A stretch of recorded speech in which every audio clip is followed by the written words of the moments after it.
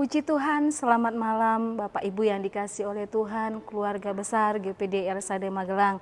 Kita bersyukur buat kasih Tuhan, kebaikan Tuhan bagi setiap kehidupan kita. Pada malam hari ini kita kembali merenungkan satu bagian dari kebenaran firman Tuhan yang saya beri tema berkenan di hadapan Tuhan. Kita buka Alkitab kita dalam Yesaya pasal 49 ayat yang ke-8 bagian A. Saya akan bacakan untuk kita semua. Firman Tuhan di sana dikatakan, beginilah firman Tuhan, pada waktu aku berkenan, aku akan menjawab engkau, dan pada hari aku menyelamatkan, aku akan menolong engkau. Puji Tuhan, Bapak Ibu dikasih oleh Tuhan, ini adalah satu janji Allah kepada umat Israel, yaitu janji akan pemulihan, janji akan dipulihkannya satu bangsa, yaitu bangsa Israel. Di sana dikatakan bahwa beginilah firman Allah, pada waktu aku berkenan.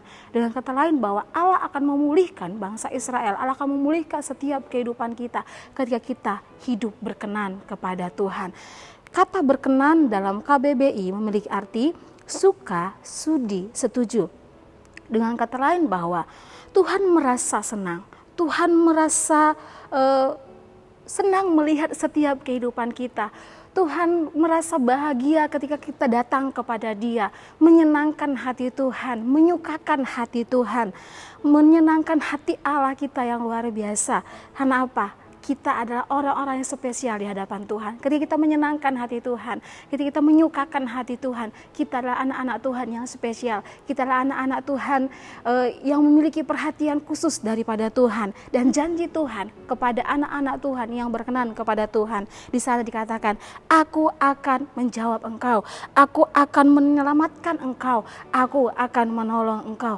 Dan kata lain bahwa Bapak Ibu yang dikasihi oleh Tuhan, berkat bagi anak-anak Tuhan, bagi orang-orang yang berkenan kepada Tuhan, mendapatkan perhatian khusus, yaitu Tuhan menjawab doa-doa kita, Tuhan menyelamatkan kita, menyelamatkan dari bahaya maut, menyelamatkan dari kecelakaan, bahkan dari hal-hal yang lain yang mungkin membuat kita takut. Ini bukan hanya berbicara tentang bagaimana Allah yang menjaga setiap umat-umatnya di tengah-tengah dunia, bagaimana Allah melindungi umatnya, memberikan mereka kesehatan, memberikan mereka ketenangan, tapi penyelamatan ini juga berbicara tentang bagaimana kita memiliki kehidupan yang kekal di hadapan Tuhan, yaitu surga yang mulia.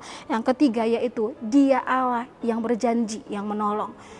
Anak-anak Tuhan yang mendapatkan perhatian spesial, Dia berjanji Dia akan menolong kita untuk keluar dari persoalan, menolong kita untuk menghadapi masalah, menolong kita untuk menolong kita untuk kita mampu menghadapi tantangan ke depan, bahkan mengatasi ketakutan kita, mengatasi persoalan kita yang ada di tengah-tengah dunia.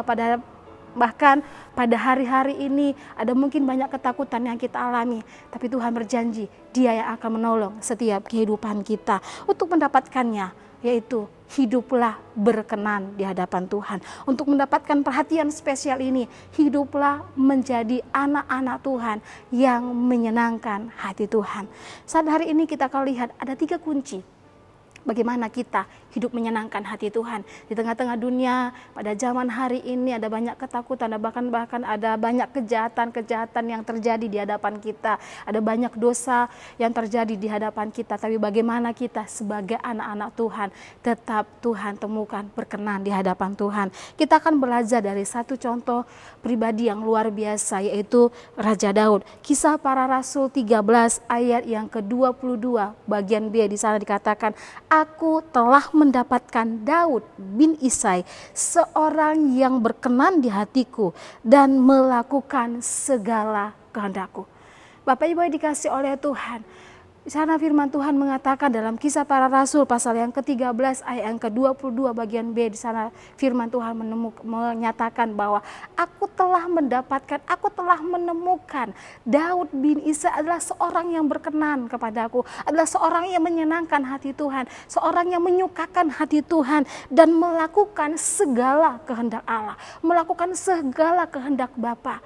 Bapak Ibu yang dikasih oleh Tuhan, kehidupan Daud, zaman Daud adalah zaman yang bisa dikatakan bangsa Israel adalah satu bangsa yang rohani mereka bukan hal yang baik, tetapi rohani mereka ada banyak kejahatan. Mereka hidup menurut kemauan mereka hidup tidak sesuai dengan kehendak Tuhan, mereka hidup tidak sesuai dengan firman Tuhan. Tapi firman Tuhan mengatakan di tengah zaman yang ada ketika itu, Tuhan temukan Daud berkenan kepada Tuhan. Kenapa? Kenapa Daud dikatakan adalah orang yang berkenan kepada Tuhan? Yang pertama, inilah 3 kunci untuk kita hidup berkenan kepada Tuhan. Memiliki hubungan yang intim dengan Tuhan, memiliki hubungan yang dekat dengan Tuhan, hubungan yang erat dengan Tuhan. Kenapa? Kita bisa lihat dalam Mazmur pasal 119. Mazmur 119 ayat yang keempat 146 sampai dengan ayat 147. Saya akan bacakan untuk kita semua. Mazmur pasal 119 ayat 146 sampai 147. Aku berseru kepadamu, selamatkanlah aku hendak berpegang pada peringatan-peringatanmu. Pagi-pagi buta aku bangun dan berteriak minta tolong. Aku berharap kepada firman-Mu. Dan di ayat 164 di sana dikatakan, ayat 164 firman Tuhan, 7 kali dalam sehari aku memuji-muji Engkau karena hukum-hukum-Mu yang adil. Bapak Ibu yang dikasih oleh Tuhan, bisa terlihat dari pemazmur yang disampaikan oleh Raja Daud di dalam Mazmur 119 ini. Di sana dikatakan bahwa ayat 147, pagi-pagi buta aku bangun. Bahkan 164 firman Tuhan mengatakan 7 kali dalam sehari aku memuji Tuhan. Ini berbicara tentang hubungan yang dekat, hubungan yang intim dengan Tuhan. Pada pagi-pagi hari ada satu kerinduan untuk bertemu dengan Tuhan. Di dalam doa, dalam penyembahan, dalam pujiannya kepada Tuhan. Bagaimana dengan kita, Bapak Ibu dikasih oleh Tuhan? Masihkah kita tetap memiliki hati yang rindu untuk memuji Tuhan? Masihkah kita memiliki semangat untuk berdoa, untuk menaikkan ucapan syukur kita, untuk menaikkan puji-pujian kita kepada Tuhan? Mungkin hari-hari ini kita tidak bisa berkumpul bersama-sama di gereja, tapi saya yakin dan percaya di rumah masing-masing pun Tuhan ada, dan Tuhan melihat setiap kehidupan kita selama kita tetap memiliki kerinduan untuk bertemu dengan Tuhan. Kita tetap memiliki kerinduan untuk memuji Tuhan, untuk mengagungkan nama Tuhan. Berusaha untuk menjalin hubungan yang intim bersama dengan Tuhan. Dan Raja Daud, dia melakukan hal itu. Di sana dikatakan ada satu antusias yang sangat besar. Pagi-pagi hari dia sudah bangun, dia berdoa, dia berseru kepada Tuhan. Dan sana dikatakan 7 kali dalam sehari dia datang memuji Tuhan, dia datang mengagungkan nama Tuhan. Inilah satu komunikasi yang baik. Kenapa? Bapak Ibu dikasih oleh Tuhan, ketika kita memiliki komunikasi yang baik bersama dengan Tuhan, bukan hanya bersama dengan Tuhan. Saya beri contoh, mungkin bersama dengan orang tua, mungkin bersama dengan orang-orang sekeliling kita, mungkin seorang sahabat. Ketika seorang sahabat, dia tahu apa yang menjadi kekurangan sahabatnya, dia tahu apa yang dibutuhkan oleh sahabatnya, dia akan tetap menolong.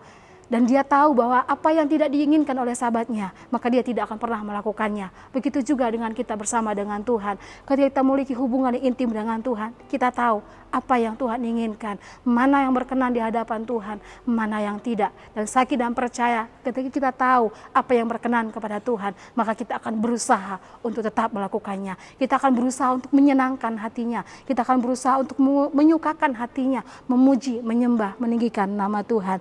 Puji Tuhan. Yang kedua, kunci yang kedua supaya kita berkenan di hadapan Tuhan, hidup percaya, berserah dan bersandar kepada Tuhan.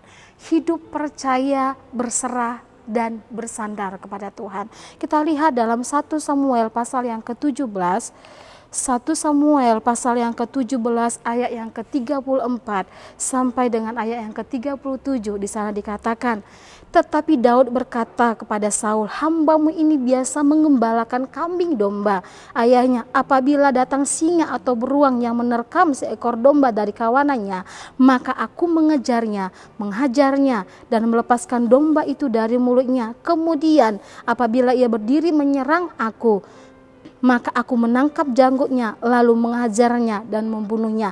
Baik singa maupun beruang telah dihajar oleh hambamu ini, dan orang Filistin yang tidak bersunat itu ia akan sama seperti salah satu daripada binatang itu, karena ia telah mencemooh barisan daripada Allah yang hidup. Ayat yang ke-37 di sana dikatakan, pula kata Daud, Tuhan telah melepaskan aku dari cakar singa dan dari cakar beruang. Dia juga akan melepaskan aku dari tangan orang Filistin itu.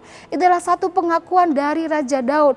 Walaupun Daud adalah hidup berkenan di hadapan Tuhan, walaupun Daud memiliki hubungan yang intim dengan Tuhan, bukan berarti bahwa Daud lepas dari persoalan. Tidak.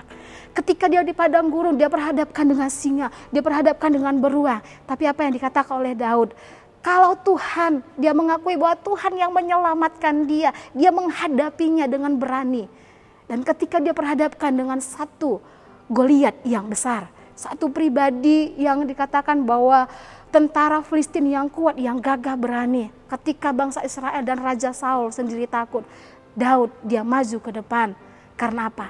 Dia percaya, dia berserah, dia bersandar kepada Tuhan. Dan dia berkata, Tuhan yang akan menyelamatkanku. Bapak Ibu dikasih oleh Tuhan, persoalan apa yang kita hadapi pada hari-hari ini, masalah apa yang datang kepada kita hari-hari ini, mungkin ekonomi, mungkin masalah dalam bisnis kita, mungkin dalam masalah dalam anak-anak, di tengah-tengah keluarga. Kita tahu ketika kita percaya dan bersandar penuh kepada Tuhan dan berserah penuh kepada Tuhan, Tuhan yang akan menolong setiap kehidupan saya. Tuhan yang menolong kehidupan Bapak Ibu yang dikasih oleh Tuhan. Kalau Daud dia mengakui Tuhan yang akan menolong, kita sebagai anak-anak Tuhan juga, kita yakin Tuhan juga yang akan menolong setiap kehidupan kita. Tuhan juga akan memberi kita jalan keluar. Tuhan juga akan membantu kita untuk menyelesaikan setiap persoalan-persoalan kita. Yang ketiga, hidup dalam kerendahan hati. Hidup dalam kerendahan hati. 2 Samuel pasal yang ke-12 ayat yang ke-13. Ini berbicara tentang bagaimana Daud memiliki kerendahan hati ketika dia ditegur, ketika dia berbuat dosa, berbuat salah di hadapan Tuhan, melakukan hal yang gak benar di hadapan Tuhan. Dan Nabi Nathan datang kepada dia dan menegurnya. Daud tidak berdalih, Daud tidak mengelak atau Daud membela diri, tidak. Tapi di sana firman Tuhan mengatakan Daud mengakui dosanya di hadapan Tuhan. Daud meminta ampun kepada Tuhan. Daud meminta maaf kepada Tuhan. Dan itu Tuhan katakan bahwa Tuhan mengampuni Daud. Walaupun pada akhirnya Daud harus menghadapi konsekuensi dari perbuatannya. Tetapi Tuhan mengampuni dia. Begitu juga dalam kehidupan kita Bapak Ibu yang dikasih oleh Tuhan. Kita yang hidup di tengah-tengah dunia yang semakin hari semakin jahat. Tidak pernah luput yang namanya dosa. Tidak pernah luput yang namanya masalah. Persoalan yang kita hadapi, bahkan dosa-dosa yang mungkin kita lakukan karena persoalan kita. Tapi ketika kita minta ampun kepada Tuhan, ketika kita minta maaf kepada Tuhan, saya yakin dan percaya Tuhan yang mengampuninya. Karena firman-Nya berkata dalam 1 Yohanes pasal yang ke-9, 1 Yohanes pasal yang pertama ayat yang ke-9. 1 Yohanes pasal yang pertama ayat yang ke-9 di sana dikatakan, jika kita mengaku dosa kita, maka Ia adalah setia dan adil sehingga Ia akan mengampuni segala dosa kita dan menyucikan kita dari segala kejahatan kita. Ini firman Tuhan kepada setiap kehidupan kita Bapak Ibu dikasihi oleh Tuhan. Kalau kita mengakui dosa kita dan meminta ampun kepada Tuhan, firman Tuhan berkata, Dia Allah yang akan mengampuni setiap kehidupan kita. Bapak Ibu dikasihi oleh Tuhan, kalau kita ingin mendapatkan perhatian spesial daripada Tuhan, hiduplah berkenan kepada Tuhan dengan cara miliki hubungan yang intim dengan Tuhan, tetap percaya, bersandar, berserah kepada Tuhan, dan selalu hidup dalam kerendahan hati. Biarlah kebenaran firman Tuhan pada malam hari ini boleh menguatkan, boleh menegur, menghibur setiap kehidupan kita. Kita akan berdoa buat kebenaran firman Tuhan pada malam hari ini. Segala puji kemuliaan bagi nama Tuhan, kami bersyukur buat firman Tuhan yang boleh kami dengar pada hari ini. Tuhan yang menguatkan dalam hidup kami, biarlah firman Tuhan menjadi kekuatan bagi hidup kami untuk kami tetap menjadi pribadi yang berkenan, menyenangkan hati Tuhan. Terpujilah nama-Mu Tuhan, bahkan sepanjang malam hari ini kami serahkan seluruh kehidupan kami ke dalam tangan Tuhan. Dalam nama Tuhan Yesus Kristus kami berdoa mengucap syukur, haleluya, amin.